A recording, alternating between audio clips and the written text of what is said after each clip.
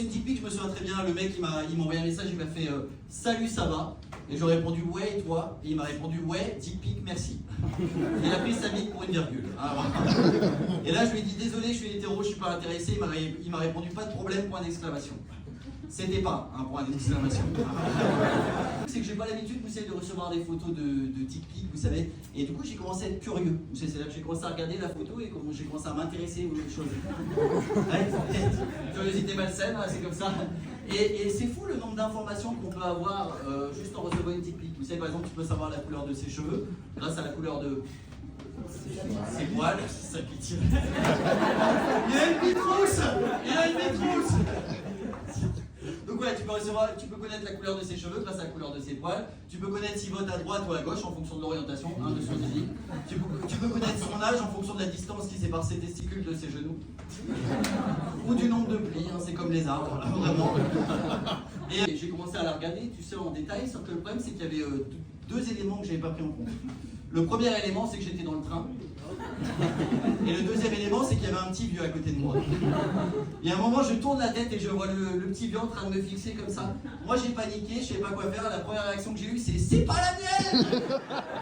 Et après, j'ai repaniqué, je lui ai fait je suis médecin. Vous voyez cette petite tache là, c'est un glaucome.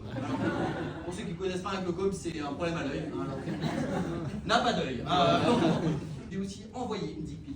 Ouais, avec consentement, mais je vais vous expliquer un peu cette histoire parce qu'elle est assez folle. Un jour j'étais sur les jeux vidéo, vous savez, tranquillement, et d'un coup il y a une fille sur les sites de rencontre qui commence à me parler, etc. Et elle commence à m'envoyer des nudes, vous savez.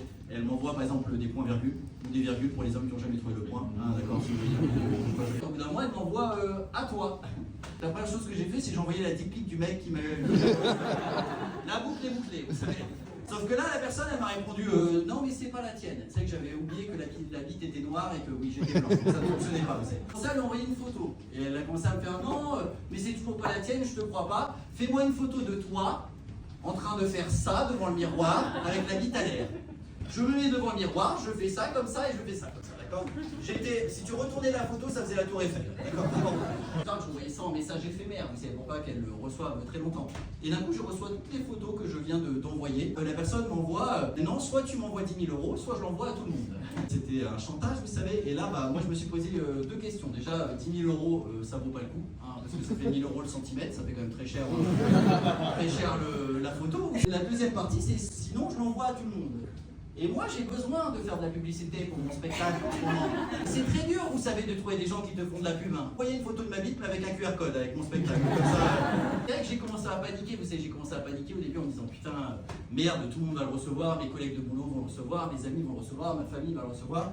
Mes collègues de boulot, je suis humoriste, j'ai pas de collègues de boulot.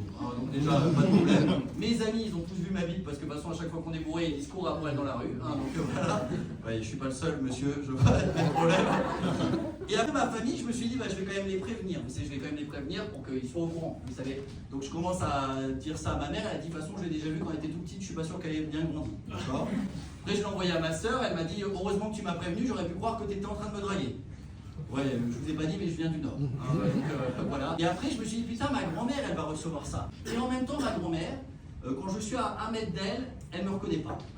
Je pense que si elle voit une photo de ma bite, elle va se dire, tiens, Ivan, il s'est coupé les cheveux. Vraiment, c'est vraiment ce qui va se passer. Je sais pas pourquoi, mais j'ai commencé à m'attacher un peu à ce petit mec qui m'avait fait du chantage. Je commence à discuter, vous savez, petit à petit, j'ai commencé à lui dire, alors, ça va en ce moment, le marché de la bite est plutôt bon. Il fait, tu sais, en ce moment, c'est un peu la S. Là, il me manque 8 bites pour terminer la semaine. Bon, je lui ai envoyé une photo de Nintendo. Ouais, c'est une blague de geek très, très vieux.